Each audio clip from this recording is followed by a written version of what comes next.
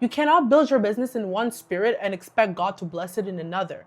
That doesn't mean that your business has to be a ministry. It just means that it has to be aligned with Him, that it has to be in obedience, that it has to be pure, that it has to come from Him, that you have to channel that power from Him. Welcome back to Grow with Gracia, a space for real-time growth for women who are becoming the best versions of themselves through faith, discipline, and business. And speaking of, if you're a Christian and an entrepreneur or aspire to be one, your business has to be in agreement with God.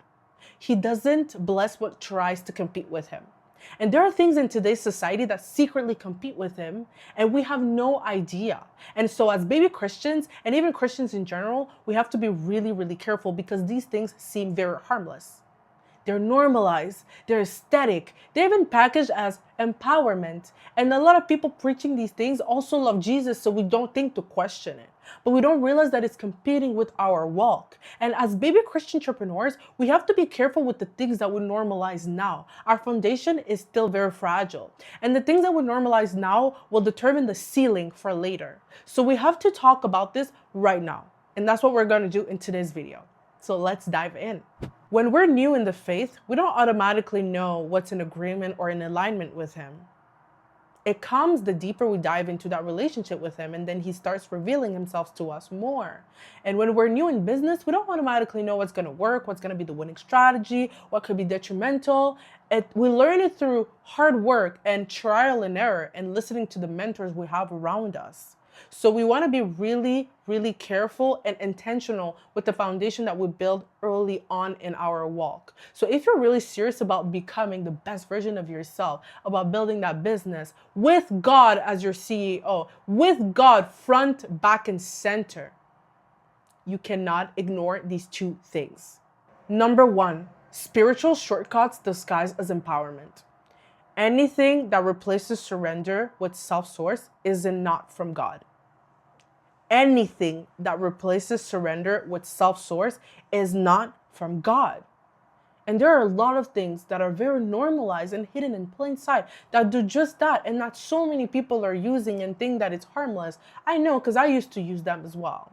We have the manifestation culture, speaking to existence, universe language, angel numbers, astrology, zodiac identity, excuses, blended spirituality, quantum leaping. You cannot quantum leap into a God-ordained life. You cannot manifest yourself into discipline and obedience that is God-ordained. You cannot attract a dream life that is God-ordained. God gives those things to you. Anything that is making you the source of the reason why you're acquiring certain things is not from God. It literally goes in disagreement with the Father. Scripture is very clear. You cannot serve two masters. Test the spirits. Apart from me, you can do nothing. So, spiritual shortcuts promise things that are not in agreement with the Father or the Bible. It promises instant shift, instant results, effortless alignment, bypassing process, but God works through obedience, patience, pruning, and waiting. And that's where it ties to becoming.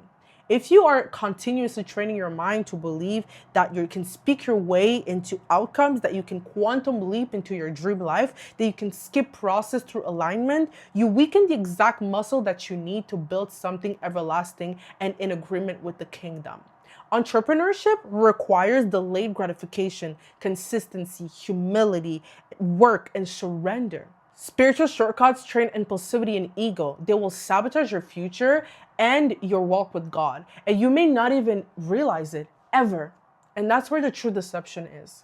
Number two, lust and impulse culture disguised as freedom. And this one is huge. And I feel like women don't talk about this enough. Like, lust isn't just a guy problem. It's a discipline problem. And I know a lot of you are going to say, duh, this is obvious, all Christians know that, but I don't feel like it's that obvious anymore into this society. And I'm saying this as someone who's a baby Christian. I'm a Christian for 3 months only, so I was in the world more than I was a Christian. I remember it very vividly. It was just like it was yesterday. And promiscuity in the world is actually celebrated. Sex outside of marriage is normal. And we have people that genuinely do love the Lord, that are genuine Christians, but I also genuinely believe that these things don't matter anymore. And I'm not saying that I'm not the faith police. You're allowed to believe in God the way that you want to believe in God. That's not what this video is about. This video is about women who are serious about becoming a higher level woman, spiritually and practically. And if you're serious about that, we need to start talking about how lust is damaging to your brain, to your spirit, and to your discipline, to your focus. Let's be real.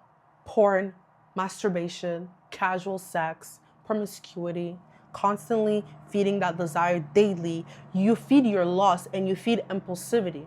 And you're strengthening that muscle that says, I want it now. And you also normalize always giving in.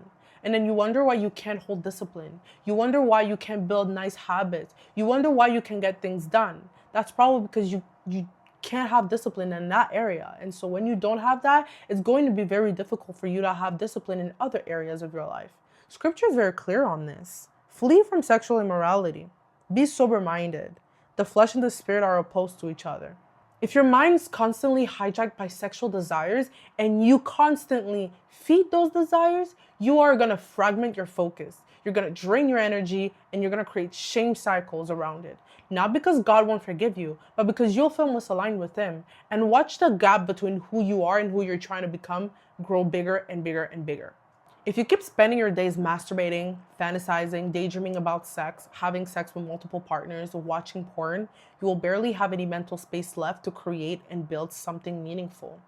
You cannot build discipline on low-level impulses and low-level habits. And if you continuously feed your lust, your discipline loses. And if your discipline loses, I can't say it's going to make it easier for you to get to where you're trying to go. That's real. Both of these things have two things in common. They feel harmless, normal, innocent, freeing, empowering, but they both slowly and quietly shift the center from God to self. They both teach you to be impulsive, to not being able to wait, immediate gratification. So you need to pray to the Father and ask Him continuously for discernment. Pray to God and ask Him, Father, sharpen my discernment. Because some things don't always look evil, but they're not aligned. And things that are not aligned will be very expensive in the long run. And to the Christian entrepreneurs, remember, God will bless your business if it's in agreement with His kingdom. He will not bless it if it's trying to compete with Him. You cannot build your business in one spirit and expect God to bless it in another.